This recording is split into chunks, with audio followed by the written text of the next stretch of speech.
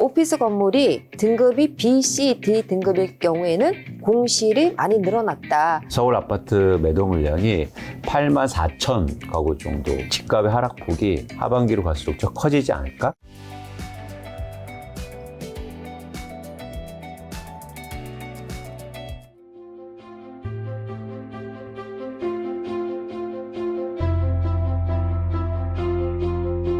자, 이강수 대표님의 기획하에 진행되는 이번 콘텐츠인데 어떤 이유로 오늘 이 촬영을 저한테 요청하신 건가요? 두 가지 이유가 있는데요. 네. 그러니까 저희가 한국 부동산 시장을 분석하잖아요. 네. 그래서 대표적으로 미국 부동산하고 한국 부동산이 좀 비교할 점이 상당히 많아요. 그래서 비교하면서 또 시장에 대한 이해가 높을 수 있고요. 또 두 번째는 제가 생각하기에 왜 주식은 엔비디아 사면서 네. 왜 부동산은 한국만 사지? 뭐 이런 생각이 좀 들었어요. 네, 네. 그래서 그러니까 과거에도 일본을 보면 일본에서 와타나베 부인이라고 하잖아요. 네. 네, 그래서 일본 분들이 막 해외 자산을 사는데 네. 그 중에서 주식 사다가 다음에는 부동산을 삽니다. 근데 그게 뭐 나쁜 게 아니고요. 그렇게 해서 사실은 외화를 또 가져오는 그런 혁혁한 일을 하거든요. 그런 차원에서 한국의 분들도 미국의 부동산에 좀 관심을 가지시면 어떨까? 네. 투자 관점에서. 그래서 대표님 또 모시고 네. 얘기를 한번 같이 나눠보면 재밌겠다. 그런 생각이 들었습니다. 알겠습니다. 이강수 대표님 미국 부동산 사실 계획 있나요?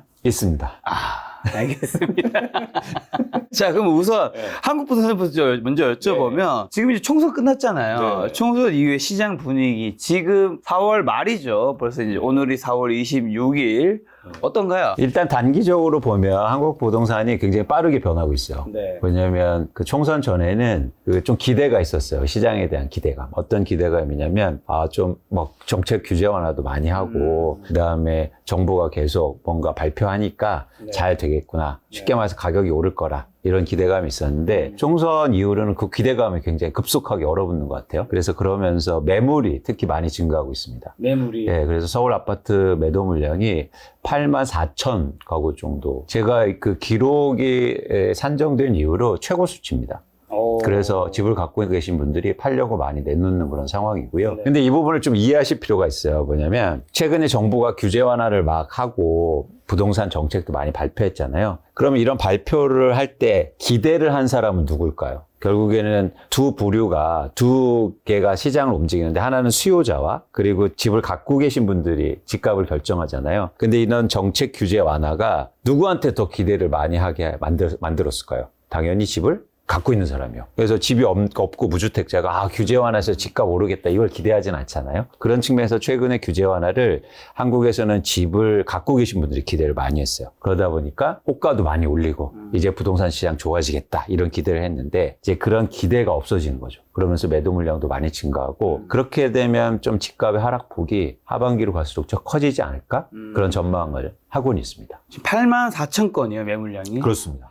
근데 그런 거 치고는 집값이 엄청 뭐 요즘에 폭락하고 있다는 얘기는 못 들은 것 같긴 한데. 단기에는 그래요. 뭐 김효희 대표님도 계시지만 우리가 집을 팔려고 내놓을 때 네네. 최근에 10억 원에 거래됐어요. 네네. 근데 누가 싸게 내놓습니까? 일단 10억 5천이나 10억 7천만 원 내놔요. 제가 평균적으로 계산해 봤더니 최근 거래된 가격의 5%에서 7%를 올려 내놓습니다. 그렇기 때문에 왜 매물이 증가할 때 이상하게 시장 가격이 오르는 것처럼 느껴져요. 그러니까 호가가 올라가니까. 네. 그런데 이게 거래가 안 되고 쉽게 말해서 집을 보러 오는 사람도 없고. 네. 김현희 대표님 미국에서 집 보러 오는 걸 뭐라고 하나요? 집 보러 오는 거요? 네, 그거. 우리는 그냥 그 쇼잉을 한다든지 그렇죠. 뷰잉을 한다, 그렇죠. 투어한다. 주말에 이렇게 그 열어놓고 다들 보러 오픈하우스. 그래서 오픈하우스 하잖아요. 근데 한국에도 집 보러 오픈하우스를 했는데 보러 오는 사람이 없는 거예요. 그럼 어떻게 되냐면 안 팔리니까 이제는 호가를 낮추게 되겠죠. 네. 그래서 단기적으로는 뭐 크게 변동은 없지만 앞으로 이런 변화를 좀 보셨으면 좋겠다 네. 말씀을 드립니다. 네. 자, 그러면 지금 이제 총선 얘기 나왔으니까 미국도 정치와 부동산이 좀 밀접한 연관이 좀 되어 있나요? 어느 정도 연관은 되어 있는데요. 한국처럼 그렇게 많이 연관되어 있다고 볼 수는 없을 것 같아요. 예를 들어서 이번에 그 트럼프 건에 있어서 다들 생각하는 거는 뭐냐 그러면은 예전에 그 트럼프 대통령께서 재임 그 기간 중에 사실 염려를 했던 것은 예측 불허의 어떤 그 결정을 내리는 그런 부분에 있어서 네네. 상당히 부동산 시장에 어떤 영향이 있을까 이전 생각들을 하기는 했었는데 그런 과거의 어떤 영향이 지금 다시 회자되고 있기는 해요. 예전에 무역 전쟁 때문에 사실 외국인 투자자들이 미국의 부동산을 구입하는 비중이 엄격하게 낮았었거든요. 그때가 2019년도였어요. 근데 가장 두드러졌던 거는 중국인들의 파워가 없어졌다. 유일하게 2019년이 그랬다. 반면 2017년, 2018년도에는 중국인들이 미국 부동산을 구입하는 거래액과 거래수가 최고치였거든요.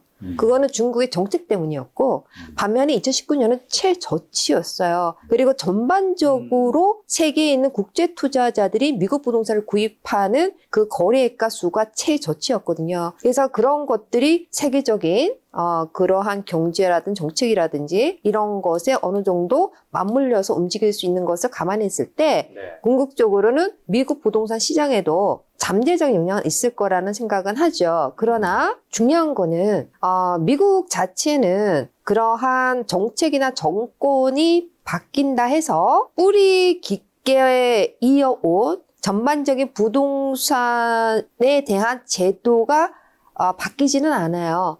그 대표적인 경우가 어떤 세금 제도라든지요. 그리고 동종자산 교환 제도, 그러니까 1031 exchange 제도가 미국에서는 100년 동안 이어온 어떤 부를 증식할 수 있는 세금 인센티브거든요. 근데 그런 것들이 바이든 대통령이 당선되면서 사실 염려를 했었어요. 그러면은 1031 exchange에 있어서도 바뀔 수 있는 부분이 있는가? 그래서 그러한 안건이 사실은 있었으나 제기가 됐었으나 그거 자체가 통과가 되지는 못했었거든요. 그게 이제 금액 제한을 하겠다 이러한 안건이 있었거든요. 그러나 결론은 통과되지 못했기 때문에 여전히 똑같은 100년 전의 모습의 그 제도가 유지되고 있다는 거거든요.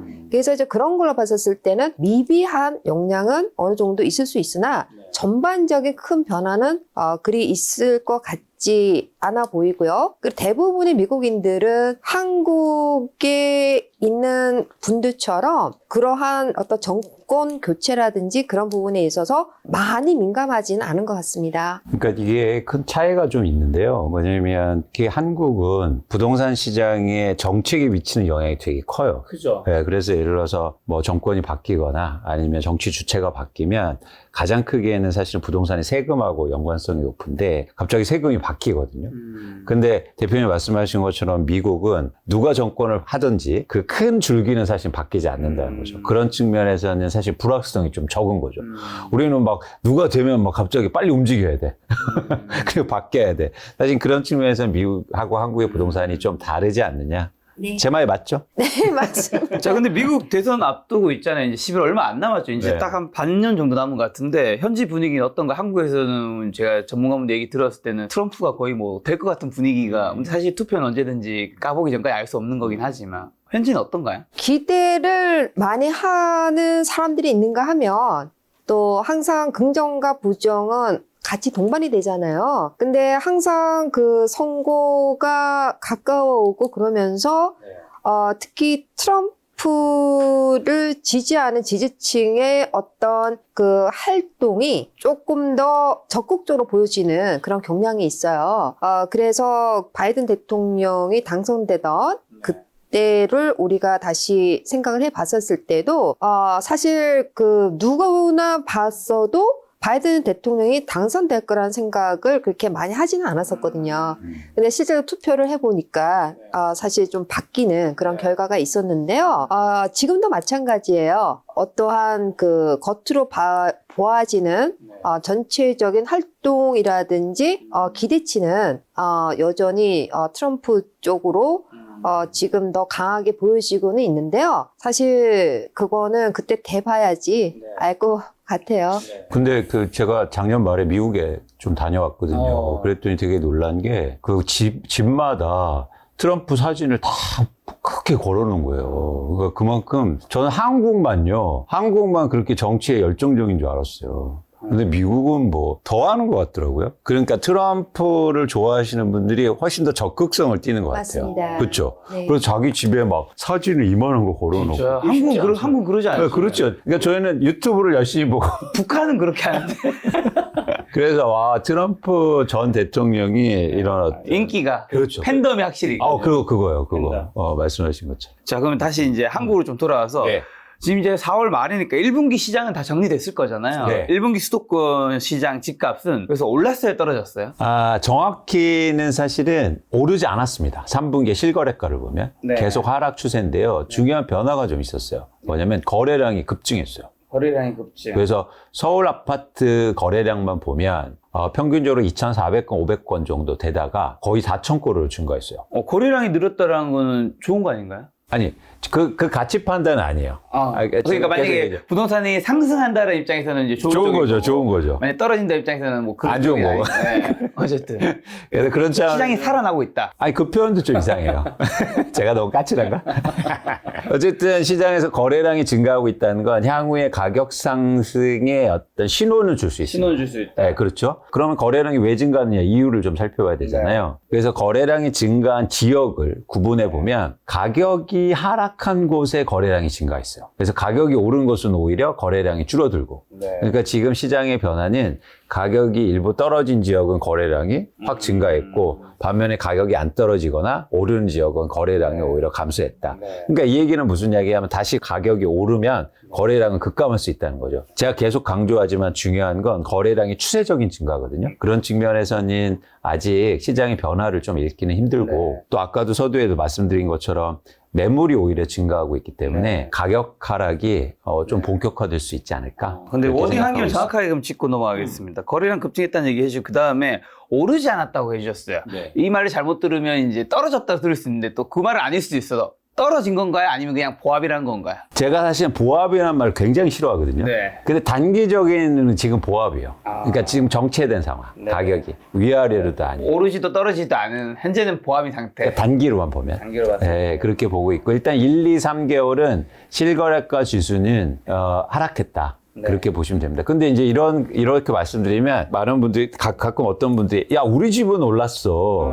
근데 오른 집도 있고 떨어진 집도 있고 예, 이렇게 지금 합쳐져서 보시면 그런 됩니다. 거니까. 그렇습니다. 그럼 강남 상구는요? 강남 산구는 아까 말씀드린 것처럼 가격이 안 빠졌거든요. 네. 그리고 뭐 크게 조금씩 가격이 올라서 거래되는 물건들이 나오고 있는데 대신 그러니까 거래량이 줄어들고 있어요. 그러니까 가격이 떨어진 데만 거래량이 증가하니까 그런 차원에서 좀 차별적으로 보고 있는데 최근에 아까 이제 매물하고도 다시 연관시켜 말씀드려야 되는데 강남 지역의 매물이 급증하고 있어요. 가장 많이 증가하는 곳이 서초구입니다. 서초구요. 왜 저를 가르치면서 얘기하세요? 아니 그냥 서초구의 매물이 갑자기 급증하고 있어요. 네, 그래서 그런 걸 알아두시라고. 알겠습니다. 알아두도록 하겠습니다. 그래서 이제 이 시점에서 제가 잠깐 제가 분석하는 저도 글로벌 부동산을 또 분석하니까 그래서 미국 부동산을 잠깐 말씀드리고 관련해서 윤호지 대표님 말씀을 한번 들어볼까 해요. 이런 현황이 또 왜 일어나는지. 그래서 이제 김 작가님도 현재 미국 한국 부동산 시장 설명해 주셨는데 이제 글로벌하게 이 그래프를 한번 보시면 전 세계적으로는 사실은 집값이 계속 오르다가 기준금리가 인상되고 수요가 줄어들면서 전반적으로 가격이 하락했죠. 한국을 포함해서. 근데 유일하게 이 지수만 보면 미국은요 금리를 올려도요 굉장히 빠르게 인상시켰잖아요. 그런데 혼자만 이렇게 독야청청하고 있어요. 혼자만 이렇게 오르고 있어요. 그런데 일단 이런 상황이다. 근데 저희가 분석한 바에 의하면 아까도 이제 한국에서 아파트의 매도 물량을 얘기 드렸잖아요. 근데 미국은요 독특한 현상이요. 기준금리를 올리고 주택담보대출 금리가 올라가니까 오히려 사람들이요 집을 안 팔아요. 왜? 그러니까 이 그래프를 보세요. 이게 흥미로운 그래프인데 집을 갖고 있는 사람들이 오히려 집을 안 팔려고 막 매도 물량을 엄청나게 줄였습니다. 이 얘기는 뭐냐면 내가 사고 싶어도 물량이 공급이 없다는 거예요. 그러니까 시장에서 가격이 오르는 거죠. 근데 왜 집을 갖고 있는 사람들이 안 팔까? 근데 역설적으로 금리가 올라가고 있기 때문이요. 이 말씀을 잠깐만 드리면 이것 때문입니다. 지금 주택 보유자들이 갖고 있는 대출이 담보대출 금리를 보면 대부분 3%대예요. 내가 집을 살 때 3% 대출 받아서 샀어요. 근데 그 중에서 70%, 80%가 고정금리거든요. 고정금리죠. 그러니까 예를 들어서 내가 집을 갖고 있는데 집값이 올랐다고 그래서 이 집을 팔고 나가면 지금 6%, 7%거든요. 이 금리로 새 집을 사거나 대출을 받아야 돼요. 힘들죠. 그러니까 오히려 이렇게 싼 대출 금리를 받아서 집을 산 사람들이 매도 물량을 줄이고 있는 거예요. 그렇다 보니까 사실은 미국의 집값이 오른 거 아닌가. 제가 이런 추정을 합니다. 여기서 이제 두 가지 말씀드리고 싶은 건 뭐냐면 첫 번째, 한국이나 미국이나 집값을 결정하는 건 단기적으로는 일단 매도 물량이 되게 중요하다. 그리고 두 번째는 뭐냐면 금리가 꼭 인상된다고 해서 집값이 빠지는 게 아니다. 미국처럼 오를 수도 있다. 이런 말씀을 드립니다. 공감 가시나요? 현지 전문가분께서는? 네, 정확하게 말씀해 정확한가요? 주셨어요. 네, 네. 아이고 다행이네요. 네. 이거 짜지 않았는데. 네, 오늘 저는 처음 봤어요. 모든 거를. 예, 제가 미국 부동산 트렌드 2024에도 그런 얘기를 많이 썼는데 지금 이강수 대표님께서 정확하게 말씀하셨는데요. 미국은 현재 락인 효과에 걸려 있다. 고정 효과. 그래서 기존의 주택을 보유했던 분들이 일단은 3%대 저금리로 집을 구입하셨거나 또는 금리가 높았는데 금리가 낮았을 때 재융자를 해서 금리 낮췄단 말이에요. 그런데 그거를 팔고 다른 데로 이사를 가려고 하니까 더블이 넘죠. 그렇죠. 그러다 보니까 아예 움직이질 않고 있다. 그래서 딱 걸려 있다. 고정되어 있다. 그래서 기존 매물이 시장에 나오지를 않고 있다. 그래서 공급량이 현격하게 부족하다. 그러니까 매도 물량이 현격하게 부족하다는 것인데요. 기준 금리가 상승함으로써 모기지 금리가 상승한 영향을 받았죠. 그런데 모기지 금리가 상승했음에도 불구하고 여전히 가격이 완만하게 오를 수 있었던 것은 수요와 공급에 의한 법칙에 의해서 수요가 여전히 공급을 초과하고 있기 때문인데 금리가 낮았을 때보다 금리가 높았을 때 당연히 수요량은 줄어들지만 그만큼 공급량이 여전히 수요보다 못 미치기 때문에 가격이 만만하게 올라가는 건데요. 그렇다면 신규 주택에서 물건을 좀 보충해주면 어떨까 하는 생각을 하잖아요. 근데 신규 주택 역시 많은 물건이 풀려지질 않고 있어요. 그 이유는 뭐냐면은 이미 주택 구입 비용이 높아진 거는 기정화됐고 인플레이션에 의한 모든 것들이 상승을 했잖아요. 인건비도 상승을 했고요. 그리고 재료값도 상승을 했고 그리고 새 집을 짓기 위해서 건축업자들이 받아야 되는 융자에 대한 금리도 높아졌고 그러니까 모든 것들이 지금 집을 빨리빨리 지어서 나올 수 있는 그런 상황이 못 되고 또 미국 같은 경우에는 집을 짓는 현장에 가서 직접 보시면은요 땅은 많이 이렇게 갈아놨어요. 그런데 문제는 뭐냐면은 일하는 사람이 부족해요. 일하는 사람들이 다 해서 이렇게 빨리빨리 해야 되는데 부족하다 보니까는 특히 그 미국에서 가장 큰 빌더 중에 하나가 DR 호톤이라는 그 빌더는 상장돼 있는 회사. 예, 맞아요. 상장된 빌더죠. 예, 업체인데 미국이 이제 네이션와이드로 다 이렇게 들어가 있어요. 근데 조지아주에도 보면은 DR 호톤에서 짓는 그 주택 단지, 신규 주택 단지를 보면은 땅은 다 밀어놓고 건물 올라가는 속도가 굉장히 느려요. 그리고 제가 물어봤어요. 그러면은 왜 이거를 빨리 못 짓는 이유가 뭐가 있느냐? 그랬더니 가장 큰 이유는 앞에서 얘기했지만은 재료의 공급이라든지 그리고 뭐 기타 등등이 다 있지만 가장 큰 거는 사람이다. 이제 그 얘기를 했어요. 그래서 빌더 측에서는 어떻게 하냐면은 예를 들어서 가까운 지역별로 해서 짓고 있는 단지가 A, B, C, D 네 군데가 있으면은 한 군데에 집중적으로 사람을 투입을 시켜요. 그리고 거기를 빨리 해서 끝내버리고 그 사람들을 또 A로 옮기고, 그러니까 그러한 지금 그 문제도 상당히 미국에서는 고려를 해봐야 되는 문제다. 이제 이런 부분인데요.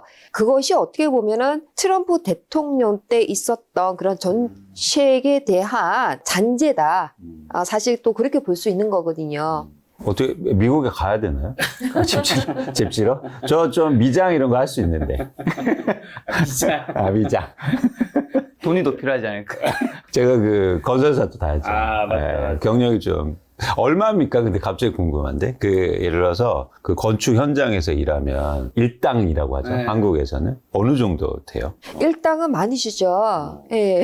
일단 한국은 지금 어느 정도죠? 한국은 좀 떠나신 지 꽤 오래되셔서 아니요, 아죠. 10만 원 이제 중반 뭐 이 정도. 중반 하루 일하면 네. 몇 시부터 몇 시까지예요? 보통 늦게까지 하진 않잖아요. 그렇습니다. 근데 이제 여름이나 해 길 때는 예를 들어서 빨리 시작하고 좀 빨리 끝나기도 하는데 워낙 지금 출력 취약 인원이라고 하는데 그런 인건비가 많이 올라가 있는 상황이긴 합니다. 요즘 좀 안전 비용도 많이 들고 있어서 근데 미국에선 제가 들으니까 한국보다 조금 더 어렵대요. 인력 관리가. 그러니까 많은 분들이 또 더우면 그냥 또 쉬기도 하고 일찍 퇴근하기도 하고 그래서 그런 어떤 관리 비용도 많이 든다고 제가 들었습니다. 맞아요. 미국은 또 인건비가 비싼 편이에요. 한국에 비해서. 그러니까 맥도날드 같은 경우에도 이제는 최저 임금이 시간당 $20가 됐어요. 2만 6천 원? 7천, 8천 원? 네. 그리고 일일 노동을 했을 경우, 그러니까 집을 짓는 경우에 가서 그 일을 했을 때 최소 $200는 생각을 한다는 거거든요. 우리나라의 한 배 정도 되네요. 그죠? 네. 인건비가 좀 센 편이죠. 실제로 연봉도 보면 똑같은 연차에 미국에 일하는 친구들은 한국보다 한 1.5에서 2배 벌더라고. 그래서 이제 말씀하신 것처럼 미국이 한국하고 좀 다른 점은 똑같이 이제 짓는 거에 문제가 생겼어요. 한국도 아파트를 짓는 거에 문제가 생겼거든요. 대신 집을 갖고 있는 사람들이 한국은 팔기 시작했고, 근데 미국은 집을 갖고 있는 사람도 안 파니까 사실 여기에서 큰 차이가 나는 겁니다. 그래서 그런 차원에서는 시장을 얘기할 때 이 매도 물량이 사실 굉장히 중요합니다. 제가 김 대표님에게 여쭤보고 싶은 게 미국의 이제 일반 주거용 부동산 시장은 이제 집값이 올랐는데 상업용 부동산 시장 공시률이 되게 큰 걸로 알고 있는데 이게 어느 정도 어떤 상황이죠 지금? 좀 편파적이에요. 그러니까 상업용 부동산에도 유형이 굉장히 많잖아요. 근데 지금 많이 대두되고 있는 것은 오피스 빌딩 많이 대두되고 있고요. 그리고 쇼핑센터, 소매점이 있는 이런 쇼핑센터들 중에서도요, 일단 그 지역에 따라서 굉장히 편파적이라고 볼 수가 있습니다. 그래서 그 오피스 건물 같은 경우에는 여전히 상업용 부동산 유형 중에서는 공실이 가장 큰 유형 중에 하나이고, 그리고 오피스 건물 자체가 상업용 부동산 중에서도 조금 리스크가 좀 더 큰 그런 자산군인 거는 맞아요. 그런데 등급에 따라서 굉장히 편차가 커요. 그러니까 미국 같은 경우에 오피스 건물이 등급이 A거나 A 플러스인 경우에는 공실이 굉장히 없습니다. 그리고 없어서 못 들어가는 그런 쪽이고요. 대신 등급이 B, C, D 등급일 경우에는 공실이 많이 늘어났다. 그래서 요즘 많이 대두되고 있는 그 이슈, 미국에 하면은 오피스 건물 공실 얘기하는 부분들이 대부분이 등급이 B, C, D 등급을 주로 얘기하는 거라고 보실 수가 있고요. 그리고 쇼핑센터인 경우에도 굉장히 달라진 게 뭐냐면은 우리가 그 트렌드가 바뀌었기 때문에 코로나 이후에 트렌드가 바뀌었기 때문에 이제 인구가 이제 바뀌었잖아요. 이제 도심에서 도심 외곽으로 그리고 고물가 지역에서 저물가 지역으로 인구들이 이제 나가버리기 때문에 이러한 그 리저널 센터라고 하는, 그러니까 한국에서 생각하는 건 백화점 같이 폐쇄형으로 된 게 있어요. 그러니까 도심의 이런 폐쇄형 리저널 센터들은 거의 다 문을 닫은 소매점들이 많아요. 그런데 그 소매점들이 다 어디로 갔냐 그러면은 외곽에 있는 쇼핑센터로 빠져버렸어요. 그리고 뭐 몇십 년 동안 그 브랜드네임을 고집했던 그러한 회사들이 이제는 옴니채널 방식을 많이 선택을 해서 살아남았잖아요. 그래서 온라인과 오프라인을 결합하게 되는데 그럼에도 불구하고 이제 폐쇄형이 있는 도심 지역에는 문을 여전히 닫았고 그리고 그들이 새롭게 오프라인 매장으로 열었던 데가 다 외곽 지역이거든요. 어떤 일이 벌어졌느냐 하면은 2023년에는 외곽 지역에 있는 쇼핑센터들이 없어서 못 팔 정도로, 그래서 2023년도에는 가격이 최고치에 달하는 그 기록을 세웠어요. 그러니까 이것도 편차가 심해진 거죠. 어떻게 보면은요. 그리고 이제 거주용 부동산 중에서도 아파트 건물, 그 아파트 건물이 이제 미국에서는 이제 상업용 부동산이에요. 왜냐면은 다세대 주택 중에서 5세대 이상은 상업용 건물인데 아파트는 미국 같은 경우는 다 임대용으로 짓거든요. 한국과는 달라요. 그리고 굉장히 거대하게 지어지거든요. 그래서 아파트 건물 같은 경우에는 사실 그 공실이 사실 많지가 않았죠. 그리고 또 임대료가 또 많이 상승을 했음에도 불구하고 여전히 미국은 살 공간이 필요하고 살 집이 필요한 그런 상황이거든요. 그렇기 때문에 요즘에는 대체 방안을 많이 얘기를 하고 있어요. 그러니까 예를 들어서 오피스 공실이 있는 부분은 일단 전용을 한다. 그래서 복합 용도로 바꾸든지 아니면 대부분 그거를 거주 목적의 임대주택으로 개조를 해서 소득이 좀 더 낮은 그러한 분들에게 임대로 돌리는 그러한 새로운 그 전환점이 이미 몇 년 전부터 시작이 됐었거든요. 그래서 대도시인 경우에는 이미 시작을 했고요. 그러니까 뉴욕이라든지 필라델피아라든지 애틀란타도 마찬가지로, 그러니까 대도시 지역에 있는 그런 지역에서는 이런 그 오피스 빌딩에 공실되는 그 부분을 임대용, 거주용 부동산으로 지금 전용되고 있다. 이렇게 보실 수가 있습니다.